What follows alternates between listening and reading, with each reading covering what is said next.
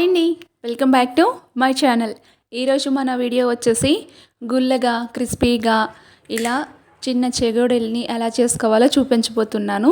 ఈ పండక్కి తప్పకుండా ఈ చెగోడల్ని చేసుకోండి, చాలా క్రిస్పీగా వస్తాయి. మరి దీనికోసం ముందుగా స్టవ్ ఆన్ చేసుకొని స్టవ్ పైన కడాయిని పెట్టుకొని 1 కప్పు వరకు వాటర్ తీసుకోండి.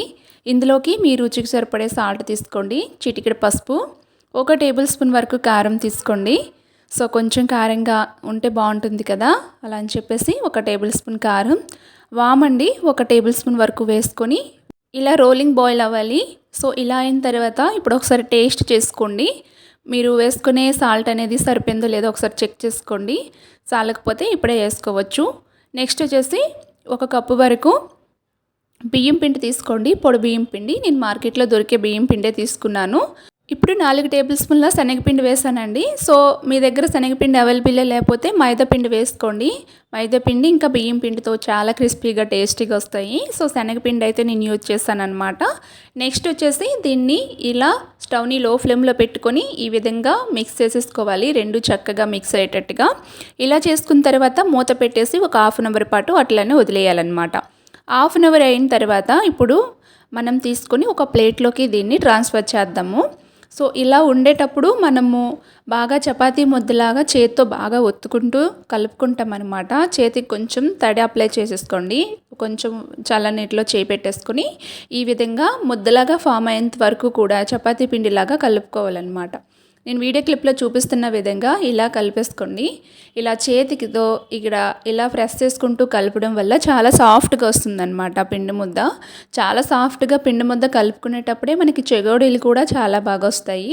ఇప్పుడు ముద్దంతా కలుపుకున్న తర్వాత అందులో నుంచి చిన్న పిండి ముద్దను తీసేసుకొని దీన్ని మరలా బాగా స్మూత్గా సాఫ్ట్గా వచ్చేంత వరకు కలుపుకున్న తర్వాత నేను వీడియో క్లిప్లో చూపిస్తున్న విధంగా ఇలా చేత్తో ఇలా చిన్న చిన్న సెగోడెల్లాగా ఇలా ఒత్తేసుకోవాలన్నమాట.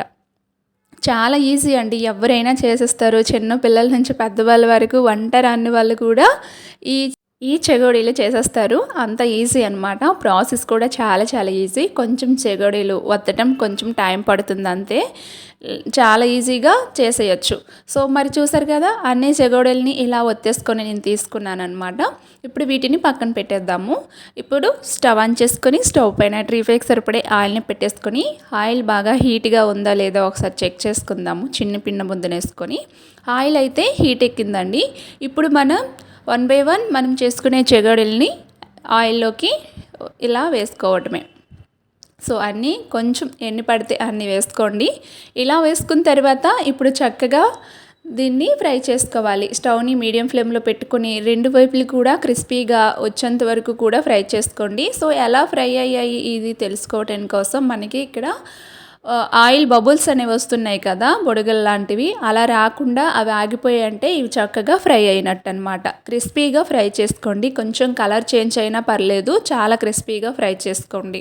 కలర్ చేంజ్ అయిపోతుందని మీరు ఆలోచించారంటే ఇవి సాఫ్ట్గా అయిపోతాయి అన్నమాట, అంత క్రిస్పీగా రావు. సో మీరు క్రిస్పీగా ఫ్రై చేసుకుంటేనే చెగోడీలు టేస్ట్ కూడా చాలా బాగుంటుంది. సో ఇదే విధంగా రెండో వాయి కింద కూడా ఇలా వేసుకొని మంచి కలర్ వచ్చేంత వరకు క్రిస్పీగా ఫ్రై చేసుకొని తీసేసుకోవటమే. అన్ని చెగోడీలని కూడా ఇలా ఆయిల్లో ఫ్రై చేసుకోండి. రెండు వైపులు కూడా చక్కగా స్టవ్ని లో ఫ్లేమ్లో పెట్టుకొని ఫ్రై చేసుకోండి. హై ఫ్లేమ్లో పెట్టుకున్నారనుకోండి తొందరగా కలర్ అనేది వచ్చేస్తుంది, చెగోడీలు అనేవి క్రిస్పీగా వేగవన్నమాట. సో అందుకని చెప్పేసి లో ఫ్లేమ్లో పెట్టుకొని వేయించుకోవాలి. నెక్స్ట్ ఈ విధంగా అన్ని చెగోడీలు వేయించుకొని ఒక డిష్ ఉన్న పేపర్లోకి తీసుకోండి. పెద్దగా ఆయిల్ ఏం పీల్చువు. ఒక డిష్ ఉన్న పేపర్లో ఫస్ట్ వేసుకొని తర్వాత సర్వ్ చేసుకుంటే చాలా బాగుంటుంది. అన్నీ కూడా ఇదే విధంగా నేను ఫ్రై చేసి తీసుకొచ్చాను. చాలా టేస్టీగా అసలు షాప్లో కొన్నట్టుగానే ఉన్నాయి, చాలా బాగున్నాయి. చూసారు కదా ఎంత క్రిస్పీగా వచ్చాయో, ఎంత గుల్లగా వచ్చాయో. సో ఫ్రెండ్స్, ఈ పండగకి తప్పకుండా మీరు ఈ చెగోడీలని ట్రై చేయండి, మీకు కూడా బాగా నచ్చుతుంది. వీడియో నచ్చితే లైక్ చేసి షేర్ చేయండి. Thank you.